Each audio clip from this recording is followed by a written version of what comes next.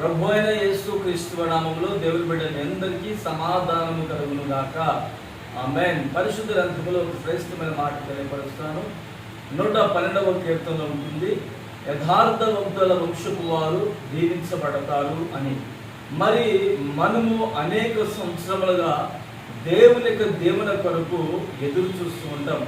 కొందరు ఉపవాస ప్రార్థన చేస్తూ ఉంటారు, మరికొందరు కష్టపడుతూ ఉంటారు, మరికొందరు ఆ దేవుని కొరకు పోరాడుతూ దేవుని ఎదుట దేవుని ద్వారా దీవించబడాలని ఆరాటపడుతూ ఉంటారు.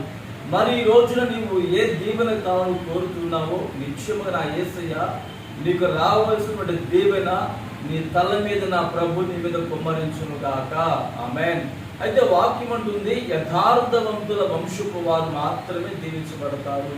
యథార్థత అంటే హృదయపూర్వకముగా నిజము పలుకుట, హృదయపూర్వకముగా యథార్థంగా మనం మాట్లాడుట.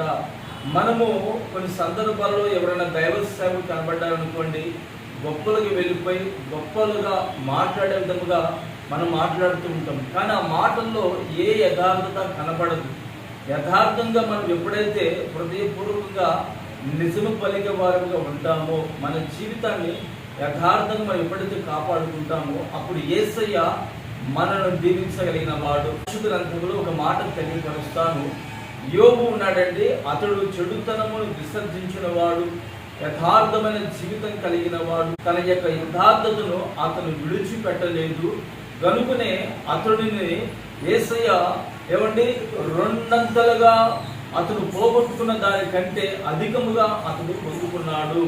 మరి రోజు నీవు యథార్థంగా ఎప్పుడైతే జీవిస్తావో, నా యేసయ్య మాత్రమే యోబు వలె నిన్ను బహుగా దీవించి అనేకుల ఎదుట నిన్ను ఘనపరచగలిగిన వాడు. ఆమేన్. ప్రార్థన చేసుకుందాము. ప్రేమగల తండ్రి, పరిశుద్ధుడా, జీవాధిపతి, స్తోత్రం చెల్లిస్తున్నాము నాయన. యథార్థవంతుల వంశపు వారు దీవించబడతారని మీరు మాకు తెలియపరుచున్నారు. ఈ రోజున నీ బిడ్డలు కూడా యథార్థమైనటువంటి జీవితం కలిగి జీవిస్తూ ఉండగా వారిని మీరు బహుగా దీవింపు చేసి ఆశీర్వదించి మహిమ పొందుకోమని యేసు నామమున ప్రార్థిస్తున్నాను తండ్రి. ఆమేన్.